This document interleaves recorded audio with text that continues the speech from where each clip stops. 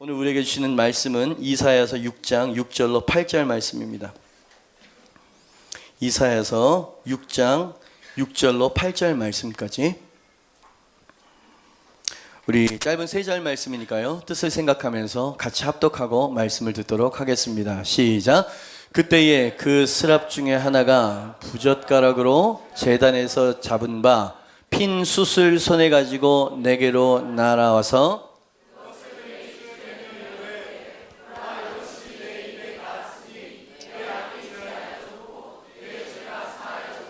하더라. 내가 또 주의 목소리를 들으니 주께서 이르시되 내가 누구를 보내며 누가 우리를 위하여 갈꼬 하시니 그때에 내가 이르되 내가 여기 있나이다 나를 보내소서 하였더니. 아멘.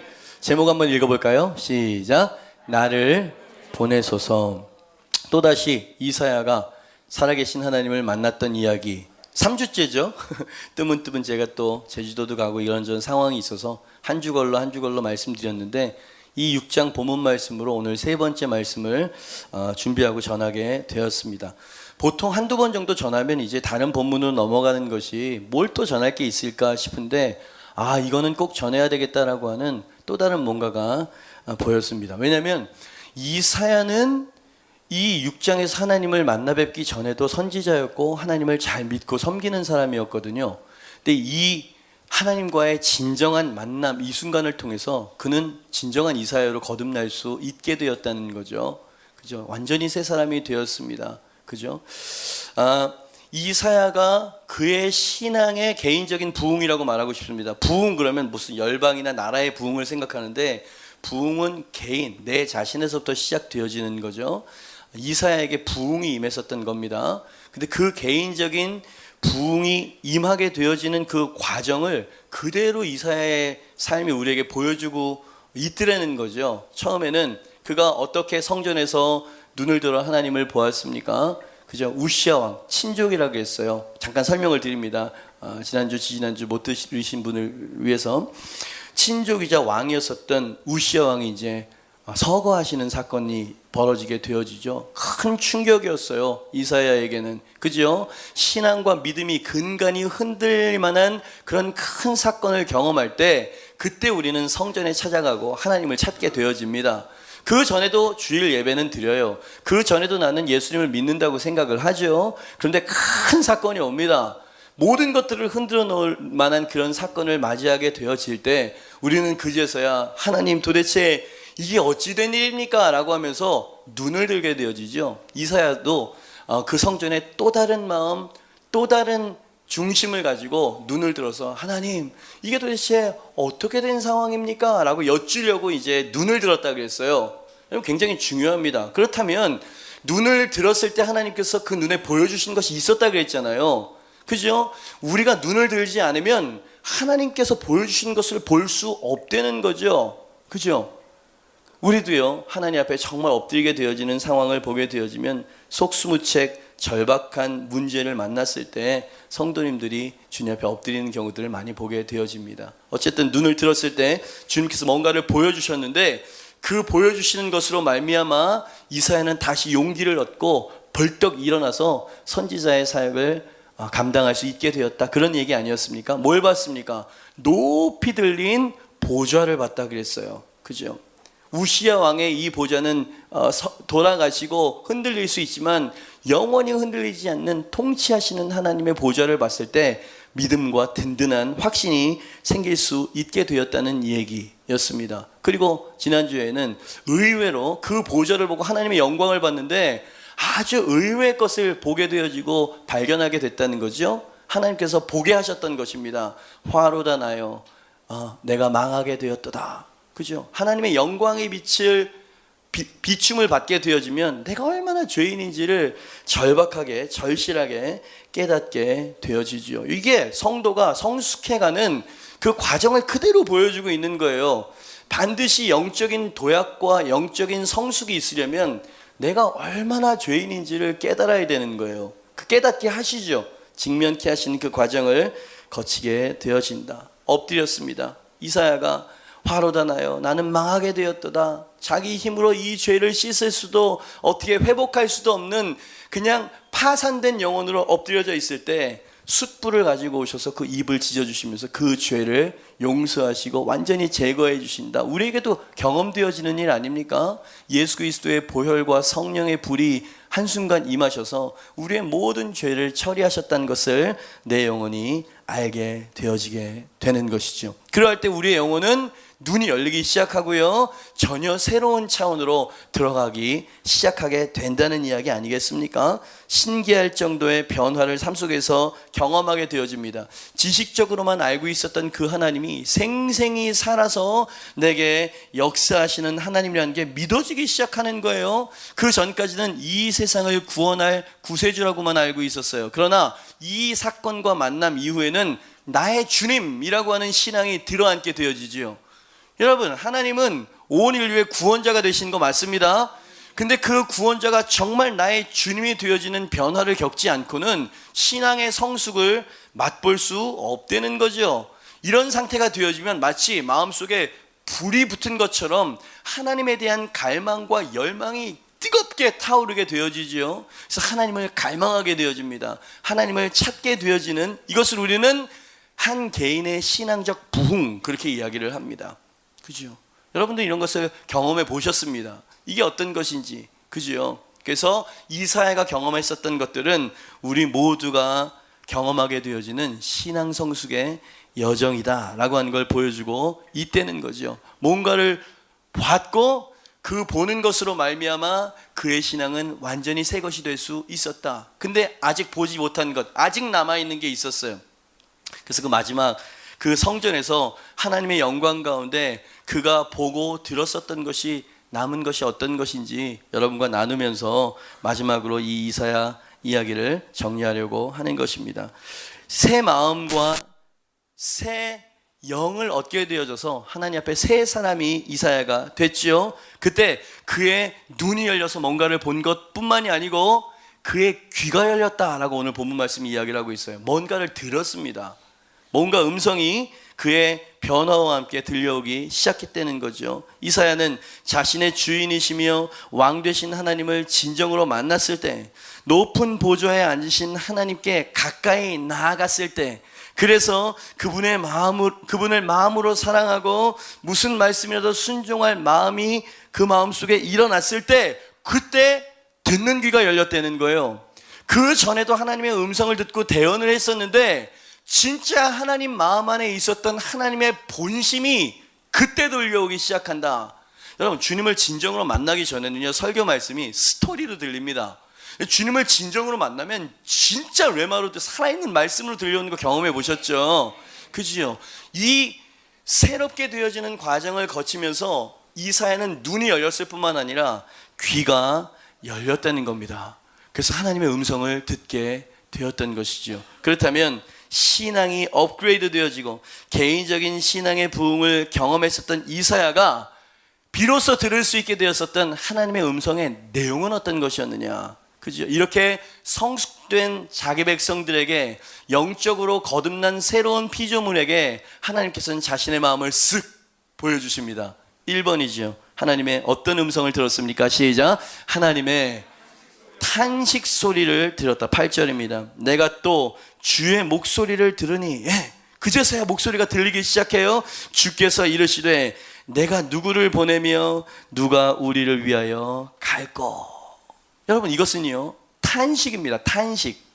하나님께서 탄식하고 슬퍼하시는 음성이 그제서야 귓가에 들려오기 시작했다, 이 말입니다. 아까도 말씀드렸죠. 이사야는 이전에도 백성들에게 전해야 될 하나님의 메시지를 받았던 사람입니다. 그는 화 있을진저 죄악의 진흙탕에서 뒹굴고 있는 이스라엘 동족들에게 통렬하게 하나님의 말씀을 대언했었던 사람인 거 여러분 아시죠?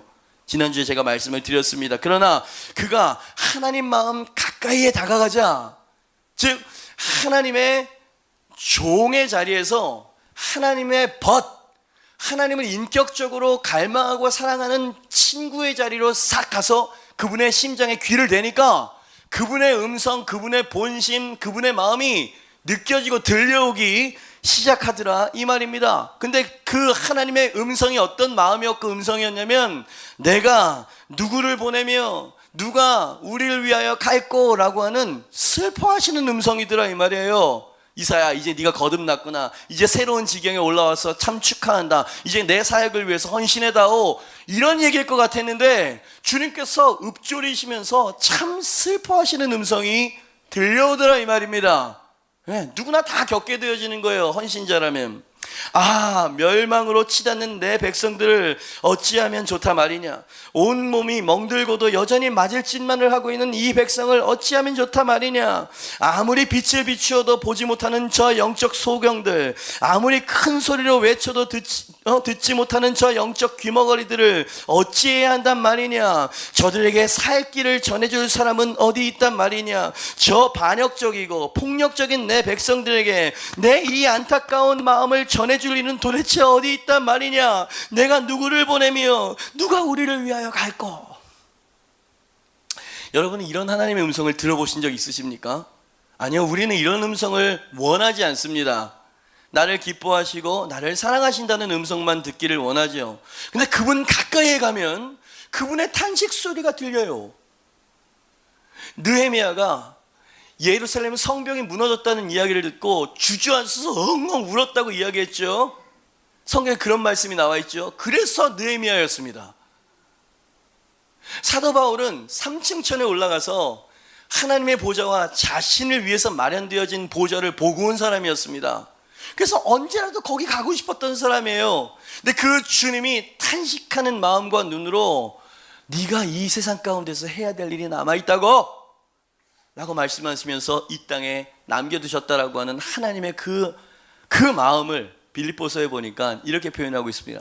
나는 지금도 이 육신장막을 벗고 그리스도 앞에 그리스도께로 가는 것이 내게는 좋으나 내가 너희 가운데 있는 것이 너희에게 유익하기 때문에 내가 이 세상 가운데 살아가는 거야 라고 이야기하는 빌립보서의 말씀을 볼 때마다 숙연해집니다.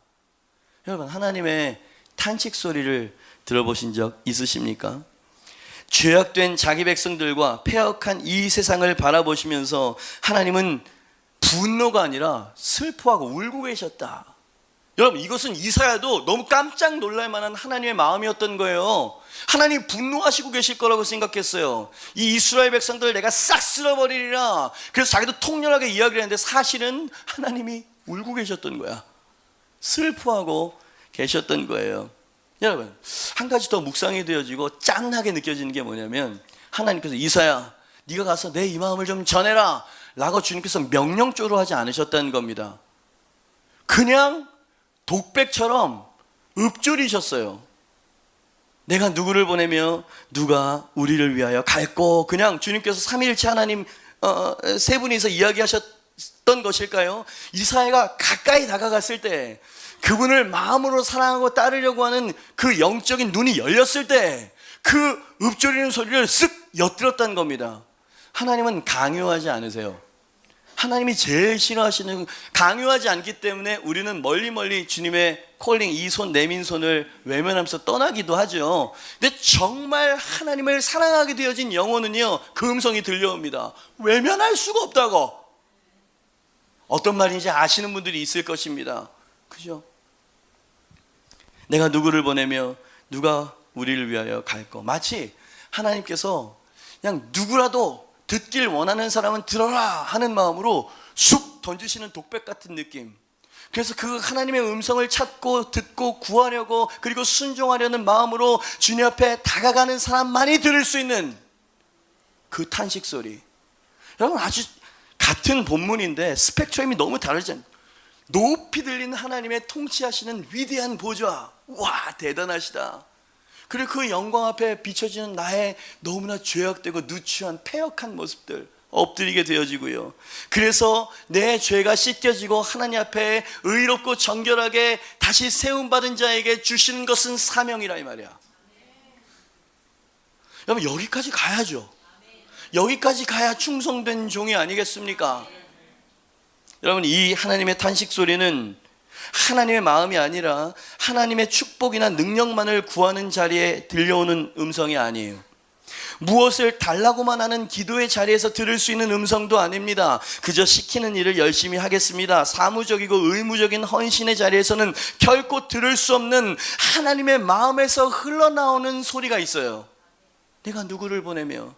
여러분, 보내는 사람이 자원자가 없으니까 그렇게 탄식하신 거 아닙니까?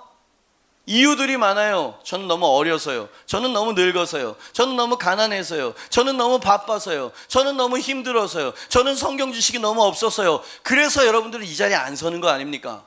이 친구는 왜 섰을까요? 그 음성을 들은 거지. 내가 누구를 보내며 누가 우리를 위하여 갈고. 여러분, 미국의 유명한 목사님이 이런 말씀을 하셨어요.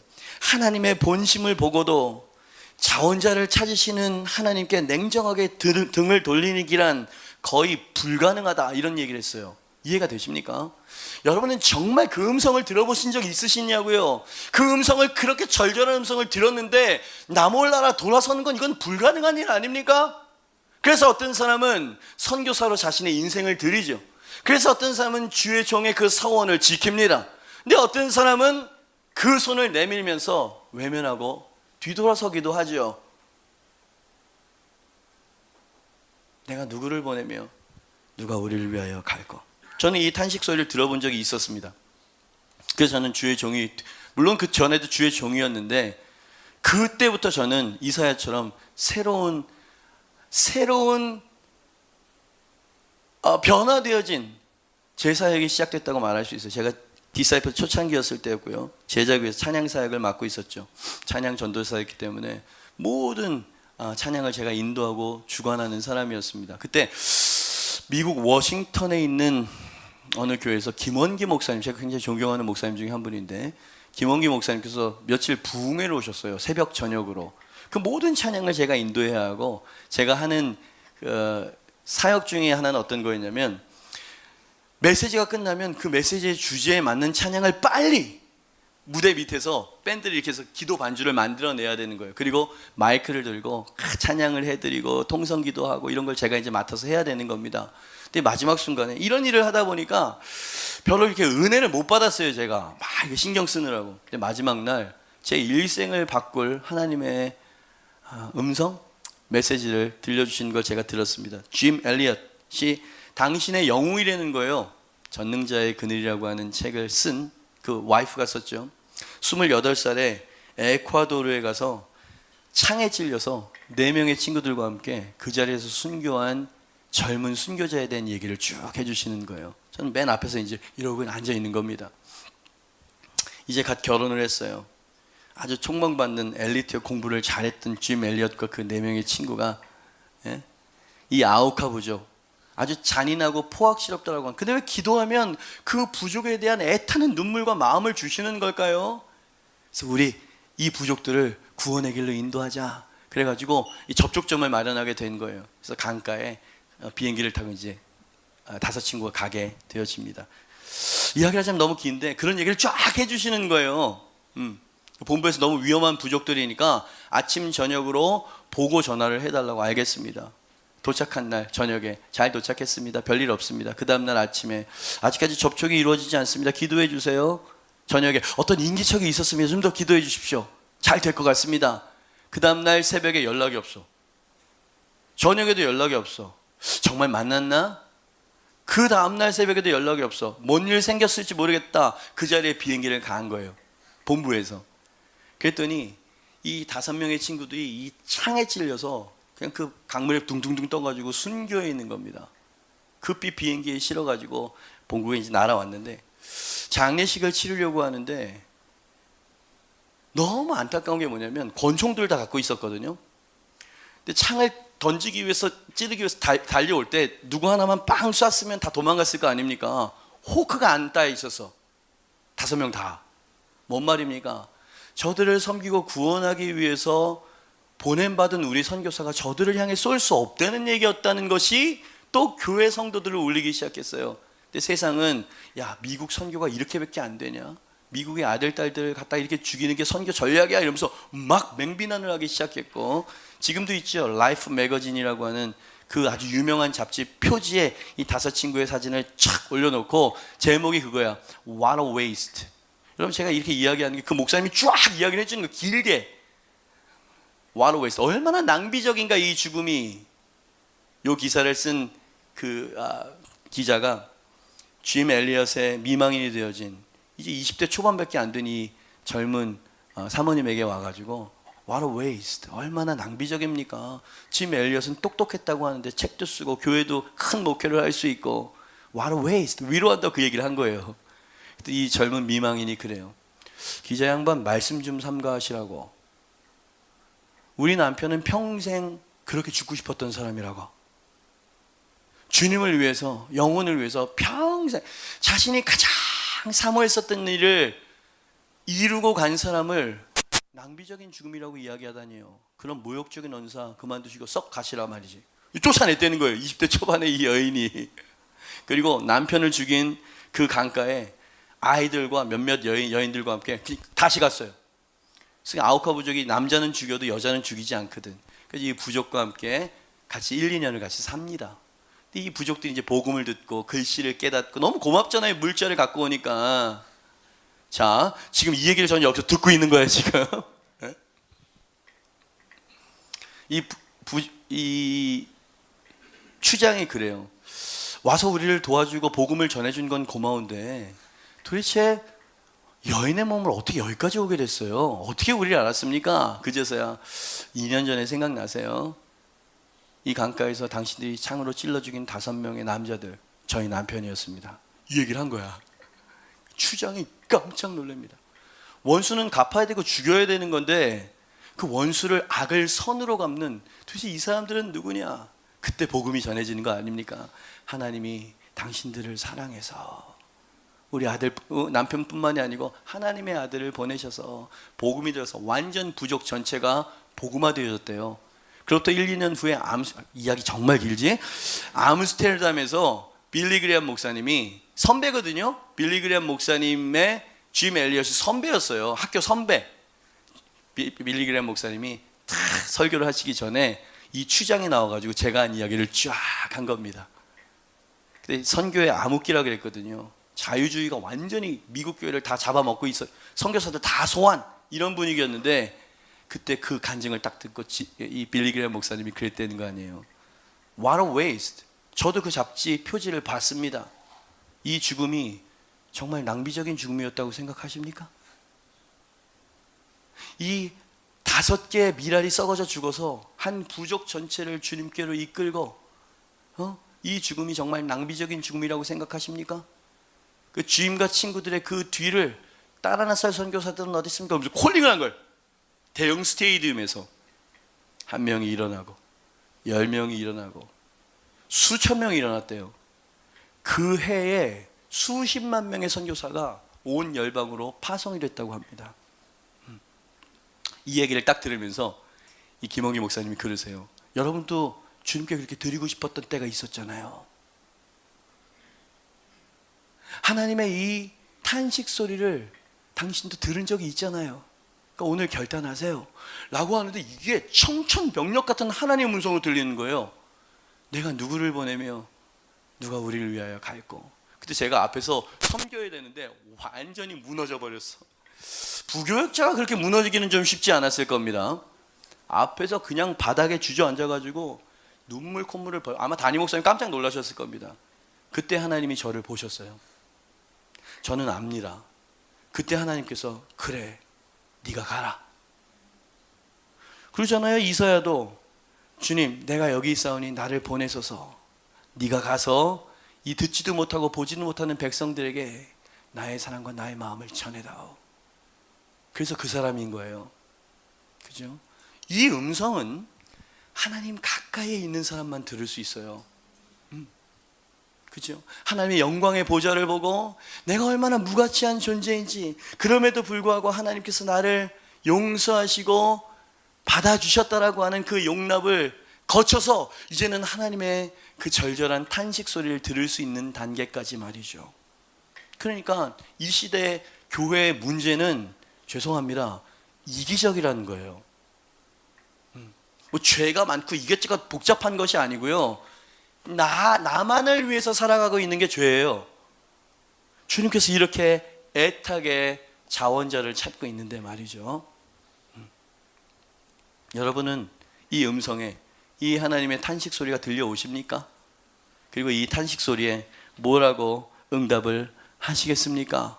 저는 이미 응답을 했습니다. 여러분들도 이사야와 같이 나를 보내소서라고 응답할 수 있는 그러한 예배가 될 수 있길 바랍니다. 두 번째, 이사야가 새 마음과 새 영을 받았을 때 들을 수 있었던 또 하나의 음성은 마지막으로 어떤 것이었나? 의외입니다. 같이 한번 읽어볼까요? 시작. 회복을 위한 하나님의 마스터 플랜을 듣게 되었어요. 여러분 저를 한번 보시죠. 천국은, 잘 들으세요, 천국은 침노하는 자에게 침노를 당하기 위해서 준비하고 있다는 거예요. 준비되어 있다는 거예요. 그렇듯이 하나님의 마음과 하나님 마음 속에 있는 감추어진 비밀과 하나님의 섭리와 계획들은 구하고 찾는 영혼에게 주어지게 되어져 있습니다. 하나님을 더 알길 원합니다. 하나님의 심장을 듣길 원하고 주와 가까이 있기를 원합니다. 노래는 그렇게 하죠. 그러려면 일단 탄식 소리를 들으셔야 돼요. 그리고 하나님 가까이에서 그분의 계획과 그분의 마음을 흘려주시는 메시지를 듣게 되어질 때 여러분 뭔가가 새로워지기 시작합니다. 놀라운 변화가 그때 일어나기 시작하죠. 이런 말씀이 있습니다. 시편 103편 7절이죠. 그의 행위를 모세에게, 그의 행사를 이스라엘 자손에게 알리셨도다. 행위와 행사를 나누어서 이야기를 하고 있죠. 세 번역 좀 쉬운 성경을 보니까 의미가 좀 선명해집니다. 모세에게는 주님의 뜻을 알려주셨고 이스라엘 자손에게는 주님의 행적들만을 알려주셨다는 거예요. 아브라함과 모세와 하나님과 가까웠었던 사람들에게는 하나님의 의중과 계획과 길을 보여주시죠. 내 마음이 여기에 있어. 그 하나님의 탄식 소리를 들을 수 있었다는 자체가 주의 뜻을 들은 거예요. 그죠? 근데 이스라엘 백성들에게는 그 뜻을 듣고 선포하고 헌신하는 사람들에 의해서 맺혀진 열매를 따먹을 뿐이야. 오, 하나님께서 그런 일들을 행하셨다. 저 사람을 통해서, 저 교회를 통해서 늘 뒤에서 그냥 바라만 보는 사람에 남겨두신다는 거예요. 그죠? 저는 모세와 같이 주님의 뜻을 알고 알림받을 수 있는 사람이 되기를 원합니다. 이 시대 교회는 그런 사람을 필요로 하고 있죠. 이사야의 영혼이 깨어나서 하나님과 하나님의 뜻을 갈망하는 영혼이 되었을 때 하나님은 그래, 내 마음속에 있는 계획들을 너한테 보여줄게. 첫 번째는 아파하는 마음, 탄식하는 마음을 보여주셨잖아요. 두 번째는 전혀 다른 톤의 하나님의 마음을 보여주셨는데 그게 2번 대지였습니다. 회복에 대한 계획을 난 가지고 있다고. 이사야야, 가서 이 백성들에게 전해줘. 내가 계획을 가지고 있다는 사실을 말이야. 예. 여러분 저를 보시죠. 유념하셔야 됩니다. 이사야서를 설교를 들을 때마다 이사야가 활동했었을 때는 아직 멸망당하지 않았을 때입니다. 멸망당하기 직전 상황에 사역했었던 선지자였거든요. 그러니까 멸망당하기도 전에 하나님께서는 회복되어질 것에 대해서 쫙 예언하고 선포를 하시고 계셨다는 것을 염두에 두시면서 읽으셔야 되는 거예요. 아멘입니다. 그들의 치닫는 죄악으로 말미암아 징계의 매를 지금 드시고 계시는 중입니다. 바벨론에 멸망할 거라 이 말입니다. 그리고 그게 코앞에 다가온 상황이었어요. 그런데도 하나님의 사랑과 자비는 이 백성을 향한 회복과 번영을 하나님께서 계획해 두셨다라고 하는 것을 어떻게 했다고요? 들었다 이 말이야. 들었다 이 말이에요. 하나님 가까이에서 들어야 누군가는 전해줄 거 아닙니까? 그죠? 들을 수 있었다는 거예요. 하나님께서 회복을 계획하고 계신다. 그 회복 첫 번째 하나님께서 이사야에게 하나님의 비밀을 탁 보여주신 것이 예수님 오시기 전 800년 정도 전 얘기예요. 지금 그때 예수님에 대한, 인류의 메시아에 대한 하나님의 계획을 쏙 보여주십니다. 친구에게만 보여주시죠. 하나님의 뜻을 구하는 자에게만 보여주시는 겁니다. 이사야 7장 14절 말씀이죠. 같이 한번 읽어볼까요? 어디서 많이 듣던 말씀입니다. 시작. 그러므로 주께서 친히 징조를 너희에게 주실 것이라. 보라, 처녀가 잉태하여 아들을 낳을 것이요 그의 이름은 임마누엘이라 하리라. 아멘입니다. 여러분 신약 성경에서 보셨죠? 가브리엘 천사가 와서 선포했었던 메시지 아니겠습니까? 800년 전에 먼저 보여주셨어. 이사야 7장 16절 말씀입니다. 대저 이 아이가 아이로 태어날 것에 대해서도 싹 보여주시죠. 악을 버리며 선을 선택할 줄을 알기 전에 이런 일들이 일어날 거라는 거죠. 예수님에 대한 정확한 예언의 말씀을 주셨다 이 말입니다. 그러니 이사야가 내가 누구를 보내며 누가 우리를 위하여 갈고 탄식 소리를 듣는 가운데 또 한 음성을 들었던 거예요. 하나님께서 이 백성을 버리지 않으셨구나. 여전히 이 백성들을 사랑하시고 계시는구나. 아멘입니다. 임마누엘, 하나님이 우리와 영원히 함께 계시는구나. 이 백성을 향한 하나님의 사랑과 자비를 찬양합니다 라고 하는 마음이 들지 않았을까요? 누가 그런 찬송 가사를 썼잖아요. 구하기도 전에 베풀어 주신 은혜가. 그런 가사가 있었죠. 그죠? 여러분, 절망 중에 소망을 노래하시는 하나님, 환난 중에 찬송할 수 있도록 우리의 입을 열어주시는 하나님, 그것을 이사야가 보고 들었다 이 말입니다. 그죠? 메시아가 오시는구나. 하나님께서 인류 구원 회복에 대한 계획을 갖고 계신 것이야. 여러분, 지금도 예수님은 임마누엘이심을 기억하시길 바랍니다. 책망하실 수 있어요. 그러나 하나님께서는 영원히 우리를 떠나지 않고 우리와 임마누엘로 함께 하시는 하나님이시다. 그죠? 그 메시아에 대한 하나님의 계획을 쓱 보여주시면서 그 메시아가 어떤 일을 이룰 것인지에 대해서도 쓱 보여주십니다. 여러분, 저는 오늘 성경을 좀 뒷부분에 몇 구절 읽으려고 합니다. 이것은 이사야가 들었던 하나님의 계획이었어요. 여러분, 사도 요한도 성령에 이끌려서 천국에서 이루어지고 있는 계시록을 기록했었던 사람이죠. 그죠? 하나님의 마음을, 하나님의 뜻을 구하고 찾는 자에게 하나님께서는 하나님의 계획을 보여주신다. 메시아가 올 것이야. 아기로 올 것이고 처녀가 잉태되어져서 초자연적인 방법으로 오게 되겠지. 그 메시아가 와서 어떤 일을 행하게 될지를 내가 너에게 가르쳐 줄게. 이사야서 53장 4절로 6절, 여러분 잘 아시는 말씀인데 한번 선포하면서 같이 한번 읽어봅니다. 시작. 그는 실로 우리의 질고를 지고 우리의 슬픔을 당하였거늘 우리는 생각하기를 그는 징벌을 받아서 하나님께 맞으며 고난을 당한다 하였노라. 그가 찔림은 우리의 허물 때문이요 그가 상함은 우리의 죄악 때문이라. 그가 징계를 받음으로 우리가 평화를 누리고 그가 채찍에 맞음으로 우리가 나음을 받았도다. 우리는 다 양 같아서 그릇 행하여 각기 제 길로 갔거늘. 그 다음에 시작. 여호와께서는, 여러분 잘 아시는 말씀이죠. 그러나 예수님 오시기 800년 전에 멸망하기 직전에 이 예언의 말씀을 들었을 때는 이사야가 까무러칠 정도였을 겁니다. 안 그랬겠습니까? 담당시키셨도다. 담당이란 단어가 어떤 의미인지 잘 아는 사람이었어요. 왜? 짐승 제사를 드리고 있었던 시대였으니까. 그죠? 내 죄를 이 짐승의 생명과 피로 대신 전가시켜서 나는 의롭게 되어지고 이 짐승은 부정하게 돼서 죄값을 치르게 되어지는 하나님의 원리, 그게 담당이거든요. 근데 온 인류에 지금 이스라엘 백성은 멸망 직전이고 하나님이 징계의 매를 들고 있는 그런 상황이었습니다. 그 가운데에도 언젠가 내가 이들의 죄를 말끔히 담당시키는 일을 계획하고 있다. 여러분, 이럴 수가 있는 겁니까? 내가 사랑하는 자식이 너무너무 어긋어긋가요. 그럼 이 아버지 엄마 마음에 야 꼴도 보기 싫어 라고 이야기를 하는데 진짜 꼴도 보기 싫어 꺼지라는 얘기입니까? 그런 얘기가 아니라 너무 아프고 화가 나니까. 그죠?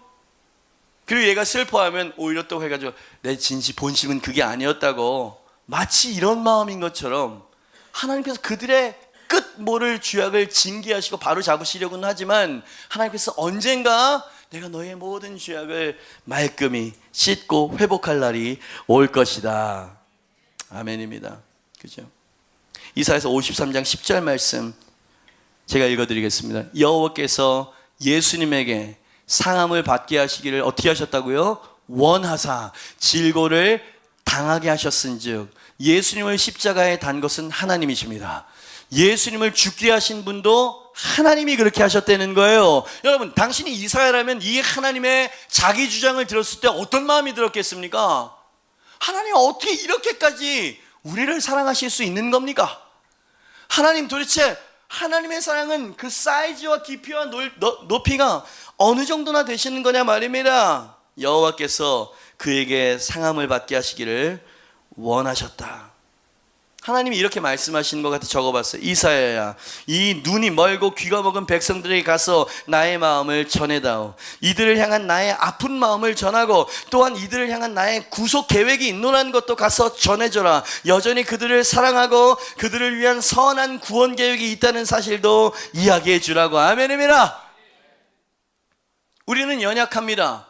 여전히 죄악 가운데 비틀비틀 거립니다. 그러나 그분은 우리와 임마누엘로 함께 하시는 주님이신 줄 믿습니다. 그리고 주님께서 우리의 죄를 도말하시고 우리의 삶을 깨끗하게 정결하게 의롭게 만들어 주실 줄 믿습니다.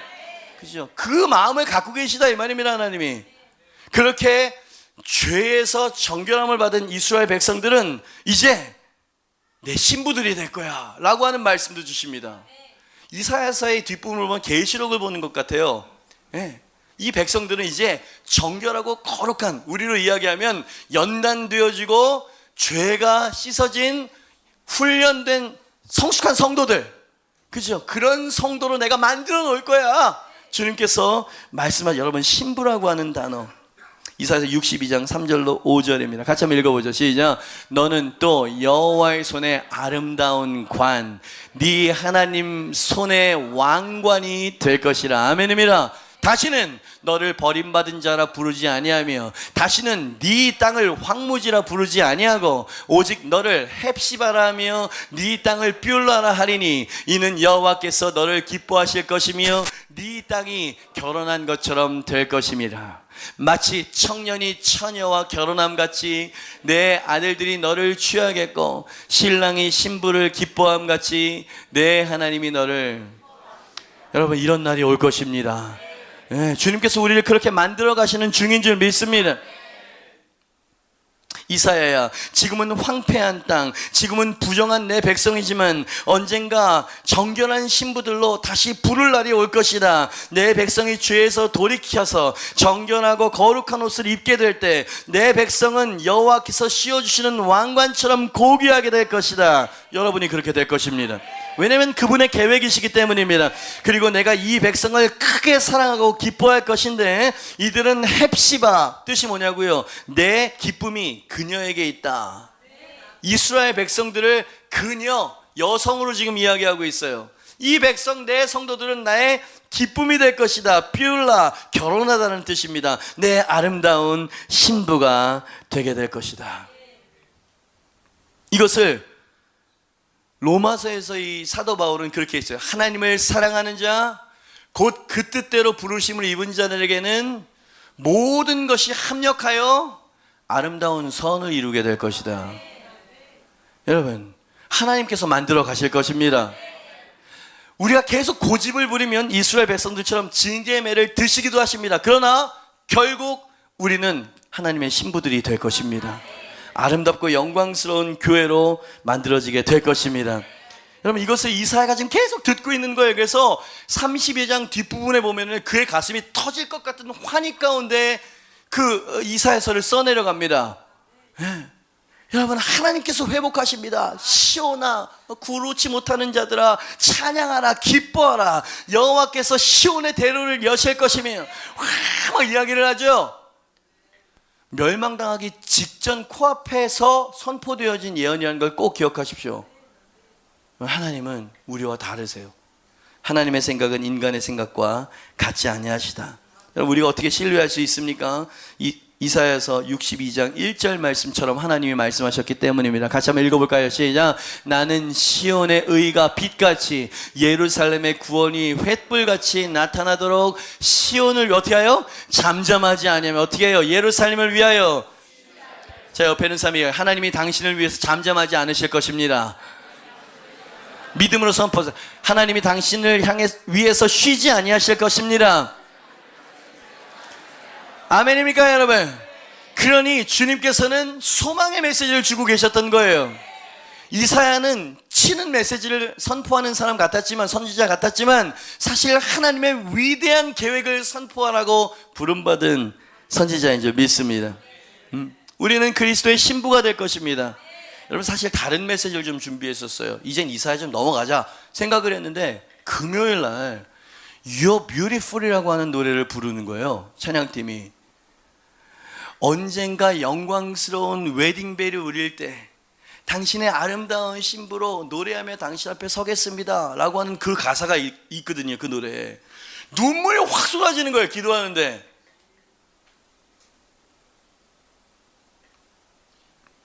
실감이 안 나죠, 그죠?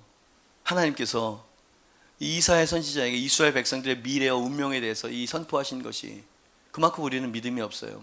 이사야는 지금 벅차고 터질 것 같은 마음으로 이 하나님의 계획을 선포하고 있습니다. 여러분들 지금 죄악 가운데 회개하셔야 돼요. 하나님께서 징계의 매를 드시는 겁니다. 그러나 여러분 꼭 기억하십시오. 하나님이 여러분을 버린 것이 아닙니다.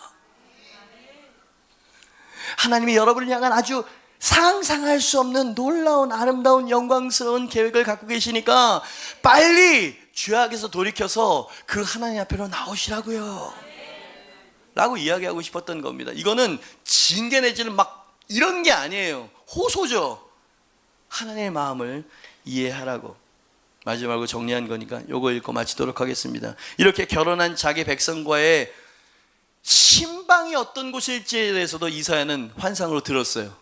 하나님의 음성을 들었죠. 이사야서 65장 17절에서 18절입니다. 계시록 같아요. 시작. 보라, 내가 새하늘과 새 땅을 창조하나니 이전 것은 기억되거나 마음에 생각나지 아니할 것이라. 너희는 내가 창조하는 것으로 말미암아 아멘 영원히 기뻐하며 즐거워할지니라. 보라, 내가 예루살렘을 즐거운 성으로 창조하며 그 백성을 기뻐하도록 만들어 줄 것이다. 아멘입니다. 새하늘과 새 땅을 주님께서 창조하시겠다는 거예요. 전혀 다른 세상을 주님께서 만드시겠다는 겁니다. 그 신방이에요. 우리가 주님과 함께 영원히 거하게 될 신방이죠. 이사야 65장 19절 말씀입니다. 내가 예루살렘을 즐거워하며 내 백성을 기뻐하리니. 그 다음 빨간 글씨 시작. 우는 소리와 부르짖는 소리가 그 가운데에서 다시는 들리지 아니할 것이다. 아멘입니다. 여러분 울고 계십니까? 그 나라에서는 다시는 울지 않을 것입니다. 슬퍼서 부르짖는 소리도 다시는 당신은 입에서 나오지 않을 것이에요. 주님께서 그렇게 만들어 주시겠다는 겁니다. 아멘. 여러분 이사야가 지금 그 영광스러운 계시를 받고 있는 중이에요.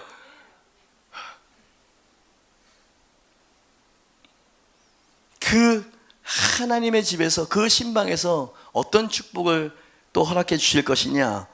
이사야 65장 20절입니다. 우리 연세 드신 분들 유념하시면서 읽으시길 바랍니다. 시작.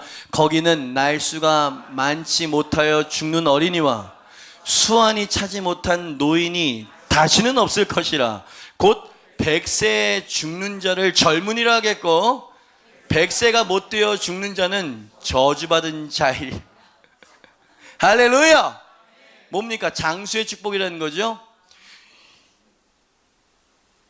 타락이 들어오기 전, 그리고 족장 시대에는 보통 800, 900살까지 살았어. 그때로 다시 회귀시키겠다는 말씀이실까요? I don't know. 근데 그 나라에서는 100세에 죽었다. 젊은이네. 젊은 나이에 이렇게 만들어 주겠다는 겁니다. 여러분 상상이 안 되죠? 근데 제 마음속에는 이 말씀이 살아서 꿈틀거리는 걸 어떻게 하면 좋습니까? 그게 저에게 소망이 되어지고요. 신속한 응답의 축복도 주시겠다고 약속하셔서 그 집에는 그런 역사가 있을 거랍니다. 24절이에요. 제가 10월의 말씀으로 선정한 말씀이 이 말씀입니다. 너무나 아름다운, 너무나 확신을 주는 말씀이기 때문에 그래요. 같이 한번 읽어봅니다. 시작. 그들이 부르기 전에 내가 응답하겠고 그들이 말을 마치기 전에 내가 들을 것이라. 아멘입니다. 자, 그들이 거기에다가 내 이름을 집어든 관웅이가 앞으로 시작. 관웅이가 부르기 전에 내가 응답하겠고 관웅이가 말을 마치기 전에 내가 들을 것이라. 아멘입니다. 빨리 주님께로 돌아가십시오. 빨리 주님 앞에 엎드리십시오. 여러분, 눈을 열어주시고 귀를 열어달라고 간구하십시오. 여러분, 이 축복을 주님께서 우리에게 허락하여 주실 것입니다. 그리고 그 나라는 샬롬과 평강의 나라가 될 거예요. 근심 많으시지요? 염려 많으시지요? 샬롬의 나라로 만들어주시기 때문에. 25절입니다. 같이 한번 읽어보죠. 시작. 이리와 어린 양이 함께 먹을 것이며 사자와 소처럼 짚을 먹을 것이며 뱀은 흙을 양식으로 삼을 것이니 나의 성산에서는 해함도 없겠고 상함도 없으리라. 여호와께서 분명히 말씀하시니라. 아멘입니다. 나의 성산에서는 해함도 없겠고 상함도 없으리라. 여러분도 제 마음과 같습니까? 이 약속의 말씀이 제게 너무나 큰 소망이 되어져요. 이게 이사야가 하나님의 영광을 보면서 몇 가지 단계를 거쳐서 이제 온전한 선지자, 온전한 성도로 변해가는 과정이었어요. 여러분 어느 자리에 계십니까? 눈을 들어서 하나님의 높이 들린 보좌를 보고 계십니까? 아니면 나의 연약함 가운데 엎드려 계십니까? 숯불로 입을 지져주시는 용서와 회개의 과정을 거치셨습니까? 이제는 그분의 음성을 들을 수 있도록 하나님 이 귀를 열어 주시옵소서. 그리고 하나님께서 약속하신 그 약속의 하나님의 계획과 그리고 하나님의 영광스러운 그 마스터 플랜을 마음속으로 신뢰할 수 있고 볼 수 있도록 귀와 눈을 열어달라고 기도할 수 있는 우리가 될 수 있기를 바랍니다. 그래서 이 찬양을 좀 부탁했던 거예요. 아버지, 당신의 마음이 있는 곳에 나의 마음이 있기를 원해요. 찬양팀 나오시고요. 아버지, 당신의 눈물이 고인 곳에 나의 눈물도 고이기를 원합니다. 아버지, 당신이 바라보는 영혼에게 나의 두 눈이 향하기를 원해요. 아버지, 당신이 울고 있는 어두운 땅에 나의 두 발이 향하기를 원합니다. 여러분도 그렇게 되길 원하십니까? 저도 그렇게 되길 원해요. 짐 엘리엇 이야기 말이에요. 아까 그래서 이 김원기 목사님이 그러셨어요. 그 단어가 저를 완전히 무너뜨렸어요.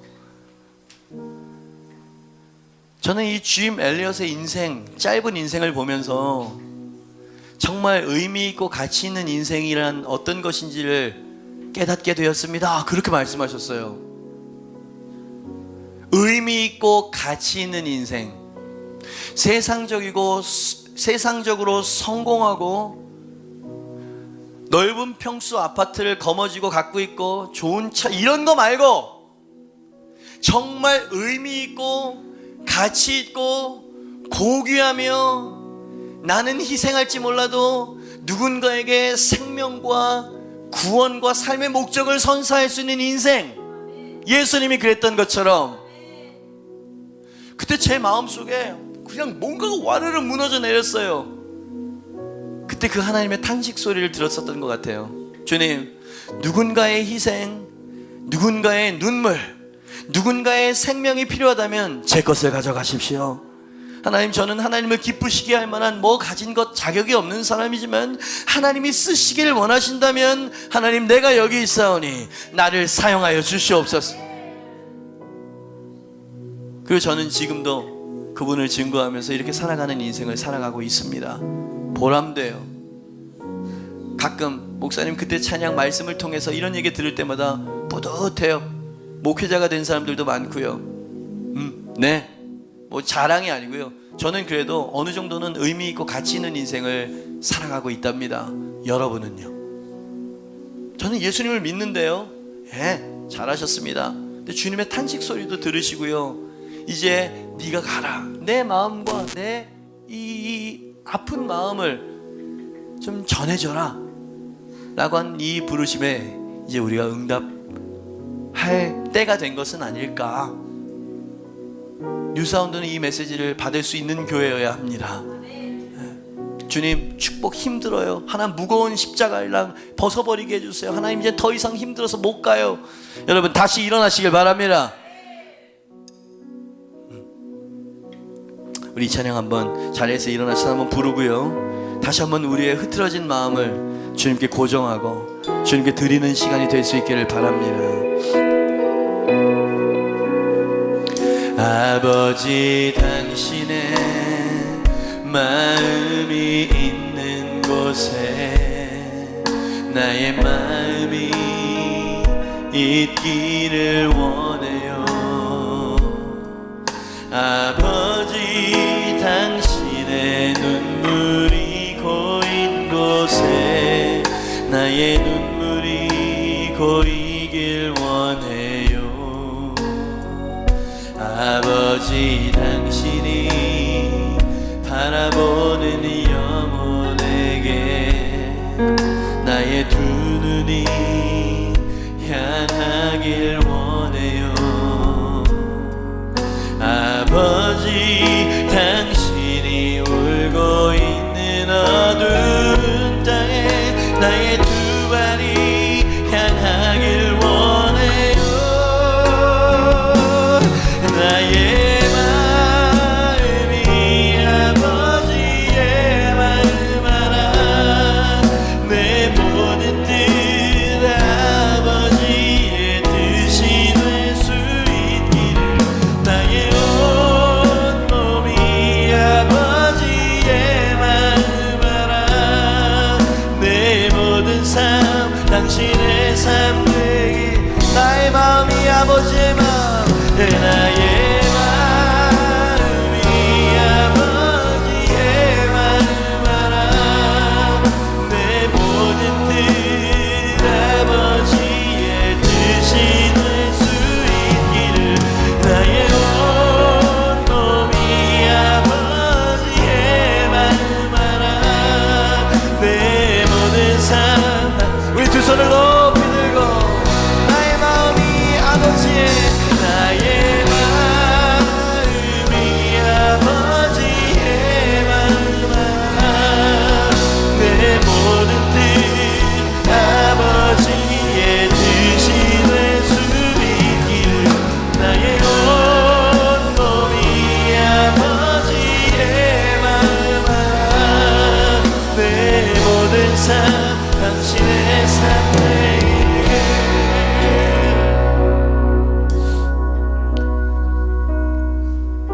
전 아직까지 연소하고 젊은 목사입니다.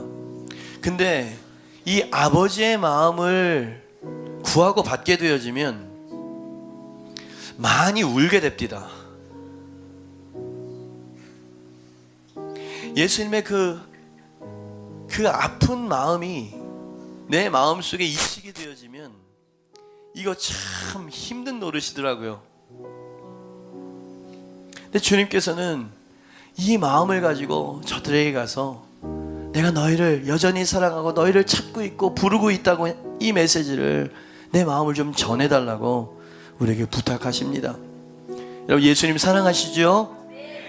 네가 나를 사랑한다면 내 양을 먹여다오, 내 양을 쳐다오 부탁하셨어요. 그죠? 왜 거기까지는 안 가는 겁니까? 주님, 주님의 마음을 다시 한번 내 마음속에 부어 주시옵소서. 아버지의 눈물을 내게 허락하여 주시옵소서. 하나님, 아버지의 그 아픈 마음을 내게도 주님 이식하여 주시옵소서. 주님의 뜻과 주님의 계획을 증거하는 사람이 되겠습니다. Here I am. 주님, 내가 여기 있사오니 Lord send me. 나를 보내주세요. 우리 가정으로, 우리 직장으로, 우리 주변에 있는 내 동료들에게로 주님께서 당신과 함께 가실 것입니다. 임마누엘 주님께서 당신을 통해서 하나님의 나라를 세워주실 것입니다. 일단 당신이 성숙한 크리스찬이 될 것입니다. 아버지의 마음을 아는 자가 될 것이고요, 하나님의 나라를 확장하는 사람이 될 것입니다. 하나님, 저를 그렇게 사용하시고 저를 그렇게 보내주시옵소서. 우리 두 손을 높이 들고요, 주여 보내시고 통성으로 기도합니다. 주여, 아버지, 너무 멀리 떠밀려 왔습니다. 하나님, 근근히 유지하고 붙어있는 정도의 신앙생활을 원치 않습니다. 네가 젊은 날 나를 위하여 흘렸던 뜨거운 눈물을 나는